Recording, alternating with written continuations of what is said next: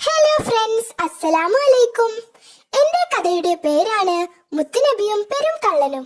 മുത്തുനബിയുടെ കാലത്ത് മഹാനുണയനും പെരും കള്ളനുമായിട്ടുള്ള ഒരാളുണ്ടായിരുന്നു. മദ്യപാനം, പിടിച്ചുപറി, അടിപിടി മുതലായ എല്ലാ ദുശ്ശീലങ്ങളും അയാൾക്കുണ്ടായിരുന്നു.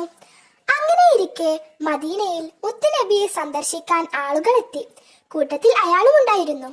അയാളെ മനസ്സിലാക്കിയ മുത്തുനബി പുഞ്ചിരിച്ചുകൊണ്ട് ചോദിച്ചു, മകനെ, നിന്റെ ദുശ്ശീലങ്ങളിൽ ഏതെങ്കിലും ഒന്ന് ഉപേക്ഷിക്കുവാൻ നീ തയ്യാറാണോ?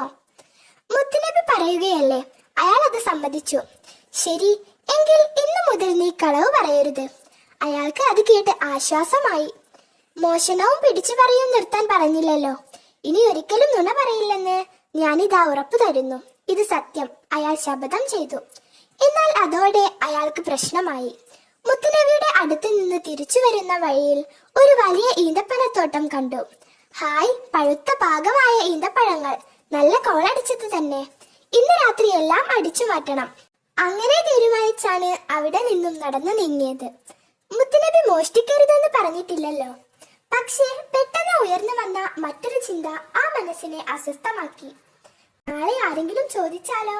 മോഷ്ടിച്ചില്ലെന്ന് പറയാൻ പറ്റില്ല, കള്ളമാകുമല്ലോ. കള്ളം പറഞ്ഞാൽ മുത്തുനബി ശപിക്കും. സത്യം പറഞ്ഞാലോ ശിക്ഷ അനുഭവിക്കേണ്ടി വരും. എന്ത് ചെയ്യണം? മോഷ്ടിക്കണോ വേണ്ടയോ? അയാൾ ധർമ്മസങ്കടത്തിലായി. മറ്റു ദുശീലങ്ങളുടെ കാര്യത്തിലും ഇത് തന്നെയായിരുന്നു സ്ഥിതി. അങ്ങനെ കളവ് പറയില്ലെന്ന ഒരൊറ്റ തീരുമാനം കൊണ്ട് എല്ലാ ദുശീലങ്ങളും മാറി. ശിഷ്ടകാലം അധ്വാനിച്ച് നല്ലയാളായി ജീവിക്കുകയും ചെയ്തു. അസ്സലാമു അലൈക്കും. എന്റെ ഈ കഥ ഇഷ്ടപ്പെട്ടിട്ടുണ്ടെങ്കിൽ വീഡിയോ ലൈക്ക് ചെയ്യാനും ചാനൽ സബ്സ്ക്രൈബ് ചെയ്യാനും മറക്കരുതേ. നബിദിനവുമായി ബന്ധപ്പെട്ട കൂടുതൽ വീഡിയോകൾ ലഭിക്കുന്നതിനായി ഡിസ്ക്രിപ്ഷനിൽ നിന്നും നബിദിനം പ്ലേലിസ്റ്റ് ചെക്ക് ചെയ്യൂ. ഇനി അടുത്തൊരു വീഡിയോവുമായി വരുന്നത് വരെ എല്ലാവർക്കും ബൈ ബൈ. അസ്സലാമു അലൈക്കും.